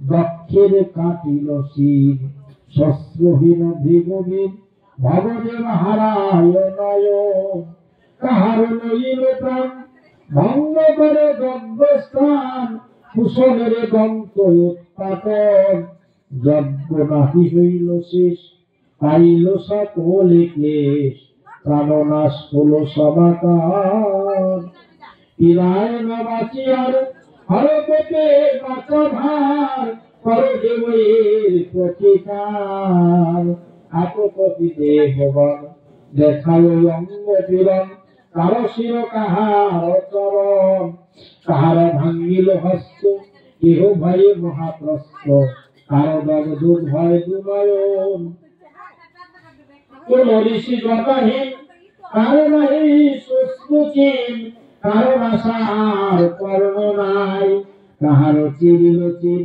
অঙ্গ ক্ষত কোন ধীর দুঃখে সবে অধমুখে যায় ব্রহ্মা বিষ্ণু দুইজন জানিতেন বিলক্ষণ ঘটিল এহেন ঘটন সতী হল হর প্রাণ নিন্দা শুনিতা যে প্রাণ কবে দগ্ধ হল ত্রিভুবন সর্বশ্রেষ্ঠ মহেশ্বর জগত মঙ্গলকর লক্ষ করে তার অপমান প্রতি প্রাণ সেই সতী প্রতিপদে জানমতি কেমনেতে শুনি রাখে প্রাণ মঙ্গলের অপমানে যে রাখে সেই স্থানে সকলের নিঃশ্বাস দুর্গতি যমরসি সবে শোনো ভাবসিরে পুনঃ দেবঋষি সবে শোনো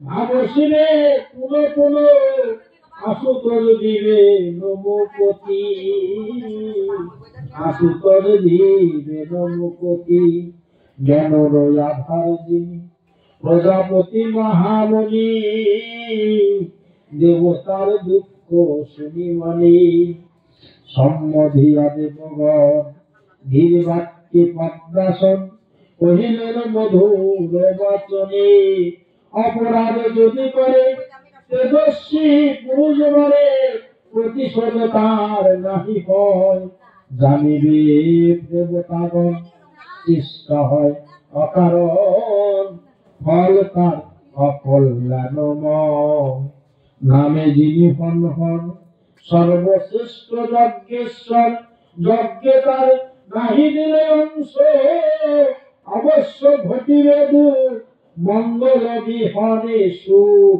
যজ্ঞার্থই তাহে যজ্ঞ ধ্বংস আমি ব্রহ্মা সুরেশ্বর জীবজন্তু মুনিবর কার সাধ্য জিনে মহেশ্বরে অসীম যাহার বল প্রলয় সে প্রকরণ কার সাধ্য তার কোপ হরে এক মনে সেই জনে ডাক দেব মুনি গণে ব্রহ্মা বিষ্ণু মহেশ্বর ব্রহ্মা বিষ্ণু সমস্ত দেবতাকে বলছেন যে আশুতোষের তোমরা এত কারো হাত গেল কারো পা গেল কারো চোখ গেল কারো নাক গেল কারো ঠ্যাং গেল এরকম করে সবার দুঃখ কষ্ট হয়ে গেল। এবার বলছে এবার তোমাদের এই দুঃখ কষ্ট হওয়ার কারণ তোমরা শিব নিন্দা শুনেছ। শিব নিন্দা যদি না শুনতে তোমরা এই সমস্যায় তোমাদের পড়তে হবে। তাহলে এখন তোমাদের একটাই কাজ, তোমরা আশুতোষকে সন্তুষ্ট করো, সব স্তুতি করো আশুতোষের। সকলে মিলে আমরা ভগবান শিবের আরাধনা করব এক মনে এক ভাবে। তাই দেবতারাও শিবের স্তুতি করছে এখানে, তাই আমরাও এখানে বসে দেবতাদের মতো না করে কিঞ্চিত মাত্র যদি আমরা মনটাকে শিবের চরণে দিতে পারি, সেই প্রার্থনা সবার কাছে রইল, আমার প্রভু শিবের কাছে রইল। তুমি প্রভু কৃপা করো ভক্তগণকে। এক মনে সেই জনে ডাকো দেব মুনি গণে, যন্ত্রণা হইতে পাবে প্রাণ, নাম তার আশুতোষ অল্পে দূর হয় রোষ, আরাধিলে সুস্থ হবে প্রাণ। প্রিয়ার বিরহিতা হৃদয়ে অনিবার, মনে কার নাহি কোন সুখ, দেব মুনিগণ শোনো তাহার উপরে কোন রূঢ় বাক্যে দিলে তারে দুঃখ। এত কহি প্রজাপতি নিশ্চয় করিয়ামতি, বুঝিলেন আপনার জ্ঞানে, সান্ত্বনা না করি হর এ বিশ্ব চরাচর, কার শব্দ রাখেন স্থানে, লয়ে দেব আদিগণ হরসে কমল আসন, করেন সে কৈলাসে গমন। এবার ব্রহ্মা কি করেন, সমস্ত দেবতাদের নিয়ে কৈলাসে চললেন। যথা বসি মৃত্যুঞ্জয় প্রলয় যাহাতে হয়, সবার ভয় যে চরণ, যে চরণে আশ্রয় নিলে জীবের আর কোনো ভয় নাই, মুক্তি।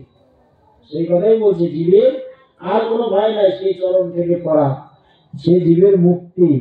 তাই বলছে যথা বসি মৃত্যুঞ্জয় প্রলয় যাহাতে হয়, সবার অভয় যে চরণ, মন জন্ম মন্ত্র যোগার ওষুধিকে সিদ্ধি যার, তপসিদ্ধ যে দেবগণ, কিন্নর গন্ধর্বয়ার অপ্সরীরার উপাধার, নিত্য ধাকে কৈলাস ভবন, সে কৈলাস শোভাকর দেখিবারে মনোহর, শোভিকত বন উপবন।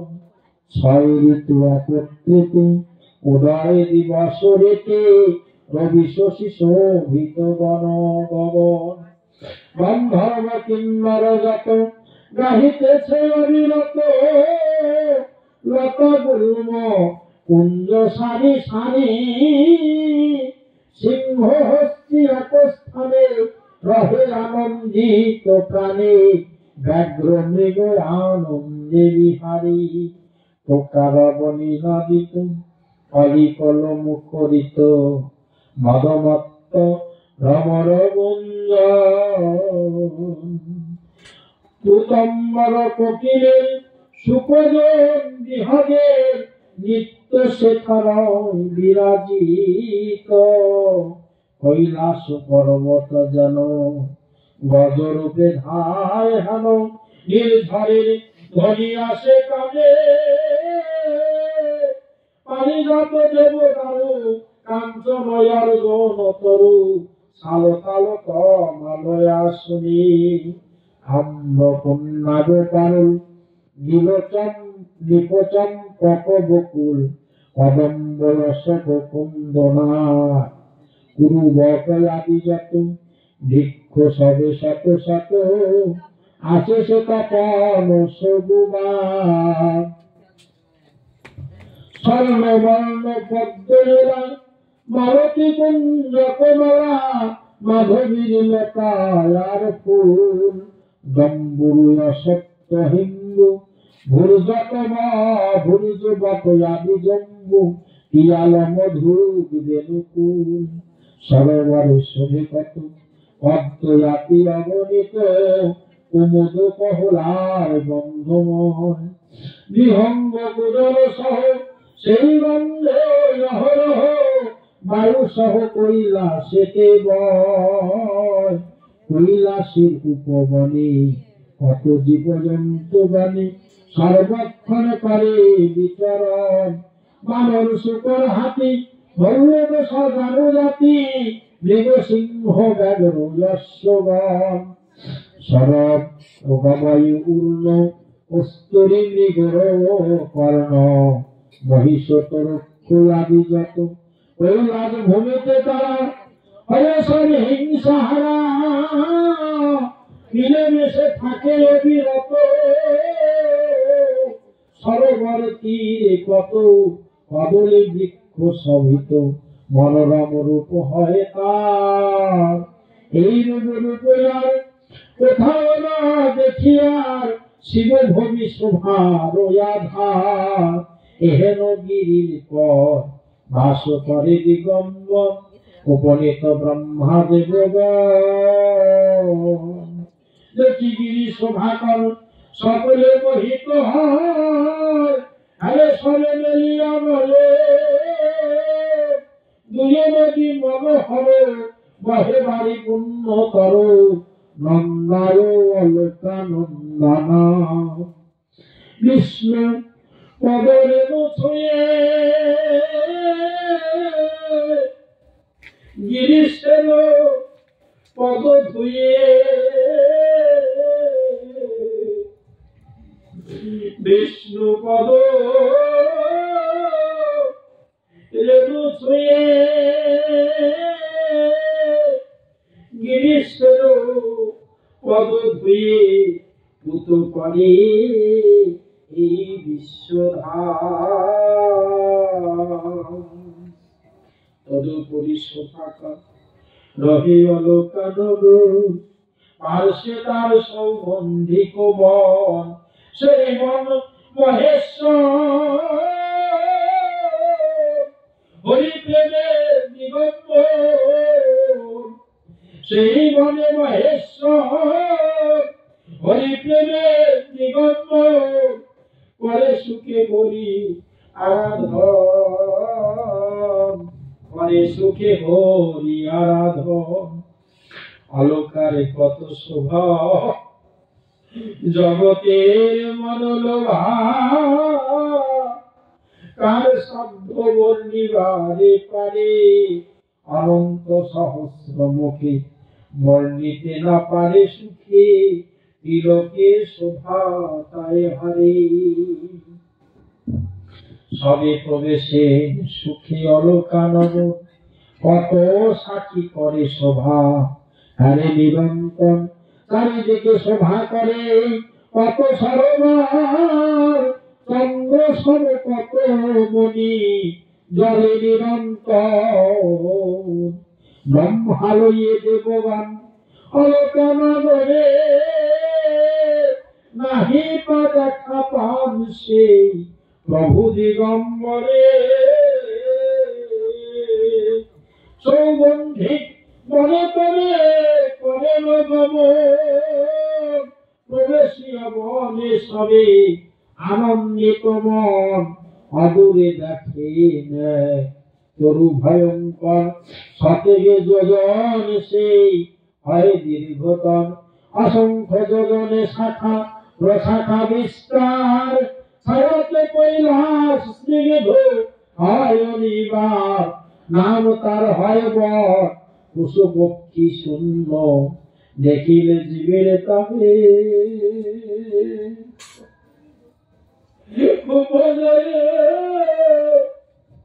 পুণ্য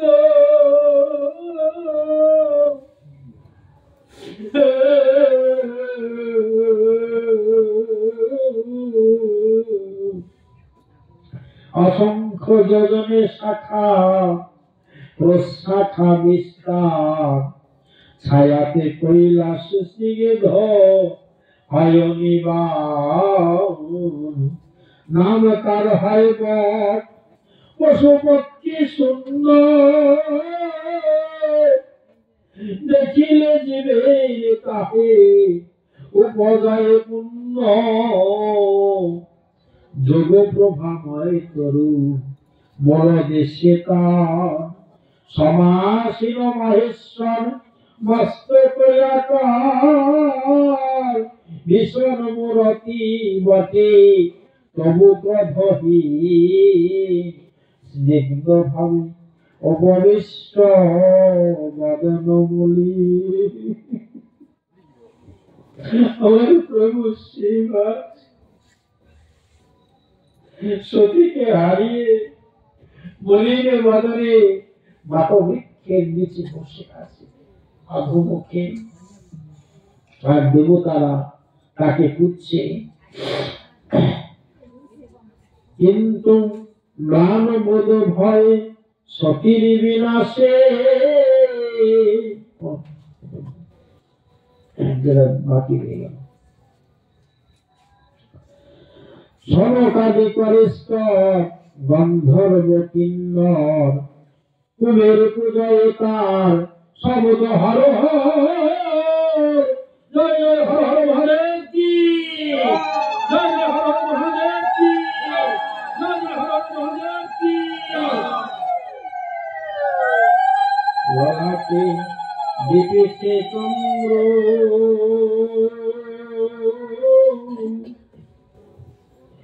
শারদ আকাশে, কিন্তু মান বোধ হয় সতীর বিনাশে।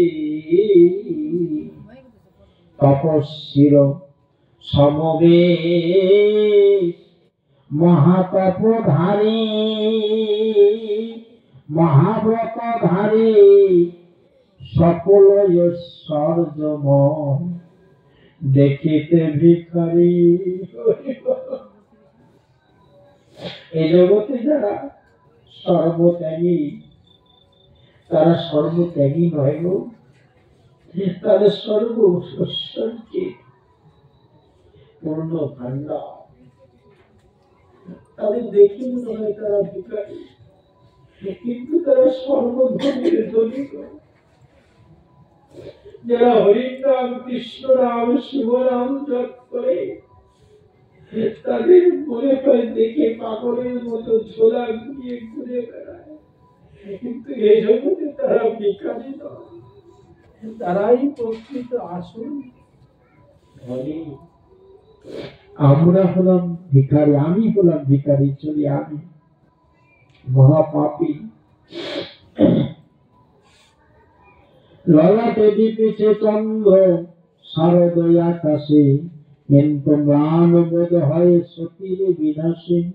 তপস্বীর সমবেশে মহাব্রতধারী সকল ঐশ্বর্যময় দেখিতে ভিখারি।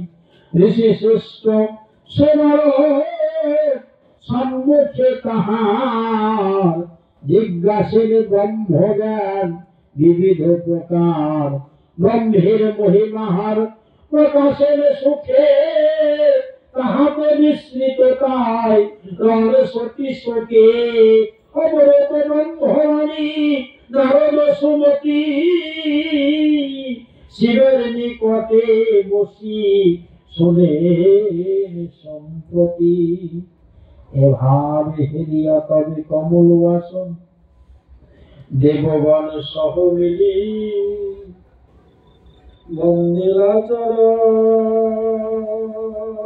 মন্দিরাচরণ। সমস্ত দেব দেবতা মিলে প্রভু শিবের চরণ বন্দনা করছে। যদ্যপি সবার শ্রেষ্ঠ উঠিয়া সত্য ব্রহ্মারে করে নতি সুখে দিগম্বর। সহসা দেবতা সহ দেব পদ্মজনী কৈলাস ভুবনে হল উদয় যেমনি। আশ্চর্য হইয়া গত মুনি সিদ্ধগণ সকলে মন্দিরা সুখে ব্রহ্মার চরণ। শ্রেষ্ঠ হয়ে নিজ হর নমে প্রজাপতি, সেই হেতু কোন ব্রহ্মা মহেশ্বর প্রতি প্রকৃত বিশ্বের জনি জানি ভগবান। পুরুষ পুরুষ তাহার বীজ জ্ঞানের প্রধান। আপনি হইয়ের প্রভু সবার কারণ, আপনি বেদে বিধি পরব্রহ্মজন। আপনি করেন সৃষ্টি কারণ সংহার, আপনি দান শিক্ষা যজ্ঞের আচার। আপনি ব্রত মন্ত্র হল অনুষ্ঠান, আপনি ভক্তি মুক্তি স্বর্গে অভিধান। এক কথা তব প্রতি মম মহেশ্বর, অনুগ্রহে শুনদেব হয়ে কৃপাপন। মায়াতে জন্মায় বুদ্ধি নর মায়াপন, ইহাই হরি লীলা সবার গোচর। মায়ার মোহিত হয়ে সংসারে মাঝারে ভেদদর্শী হয় তারা বুদ্ধি অনুসারে। সাধুগণ তাহাদের নাহি ধরে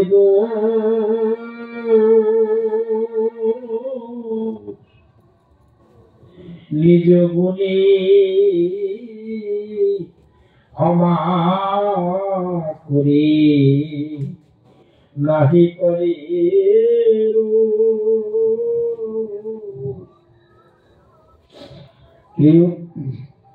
উপস্থিত হয় দেব দক্ষ প্রজাপতি, কেমনে তাহার তোমার তত্ত্ব জানিবে দুর্মতি। আপনি ফলদাতা হয়ে যজ্ঞেশ্বর, না বুঝি করিলে কার্য সেই দক্ষবর। আপনার নাহি জানি নাহি দিব অংশ, সেই হেতু যজ্ঞ তার করিলেন ধ্বংস। যজ্ঞ সহ প্রজাপতি হইল বিনাশ, ভগ ভৃগ কুশায়াদি দেবয়ঙ্গনাশ। সভাতে আসিল যত দেব মুনিগণ, তবই অনুচার সবে করিল পীড়ন। দক্ষনাশে যজ্ঞনাশ সুর পশুপতি, কার্যনাশে ধর্মনাশ তাহাতে সম্প্রতি। অতএব কর কৃপা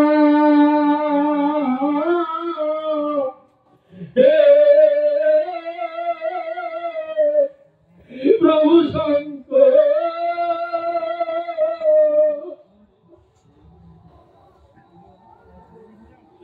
অতএব কর কৃপা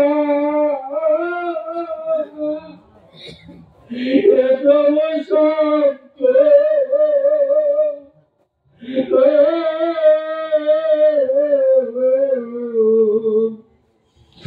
যজ্ঞ সঙ্গ কর গিয়া ওই যজ্ঞেশ্বর, কৃপা করি দাও দেব দক্ষের জীবন। উষা দেবে দাও দেব তাহার দর্শন, ভব দেবে দাও নাথ যুগল নয়। বিমূর পুরস্য হোক শুশ্রূষু শোভন, অস্ত্র আর শিলাঘাতে দেব মুনিগণ। পাইয়াছে যে আঘাত করো তপোধন, অনুগ্রহ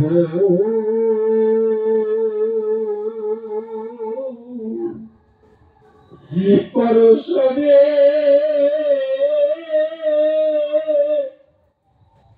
তুমি কৃপা করি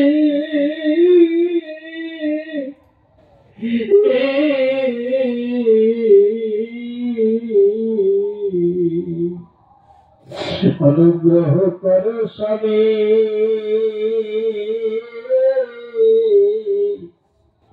তুমি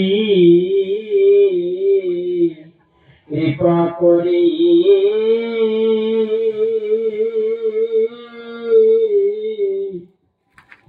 তা সবার স্বাস্থ্য পুনঃ আসে যেন ফিরি।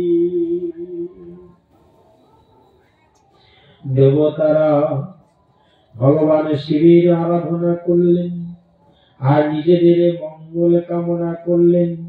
সমস্ত দেবতারা মিলে আমার প্রভু চরণ নয়ন জলে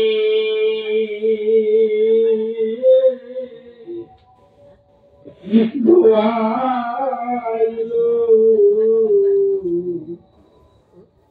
সকল দেবতা মিলে ভগবান শিবের চরণ স্তুতি করতে করতে, প্রভুর আরাধনা করতে করতে তাদের নয়নের জলগুলোকে আমার প্রভুর চরণে শিবের চরণ ধুয়ে দিল।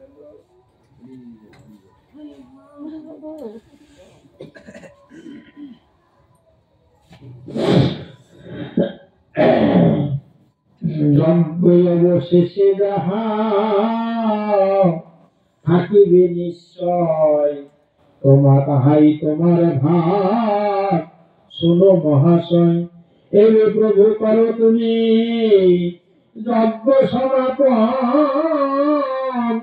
অগতির অগতি তুমি হে যজ্ঞ নাশন। যদি নাহি কৃপা করো নষ্ট ত্রিভুবন, করয় হে ত্রিপুরারি কৃপা বিতরণ। করো যদি আতক হে কমল আসন, হইলেন স্থির তবে লয়ে দেবগণ। আপরে কি ঘটে তাহা শোনো হে বেদ, শুনিলে সন্দেহ নাশ হইবে প্রচুর। এবার দক্ষের যজ্ঞ সমাপন, দক্ষের যজ্ঞ সমাপনে বিশ্রাম নিতে হবে। এই বহুত বড় দক্ষের যজ্ঞ সমাপন। ও বাবা, বহুত বড়, এত কথা বলতো। তাহলে কি করবো গোসাই হরি বল? সমাপন তো দিতেও লাগে, কারণ হচ্ছে শেষ, এটা একটা ব্যাপার। যেহেতু মহাশিবরাত্রি উপলক্ষে আমরা সমবেত হয়েছি,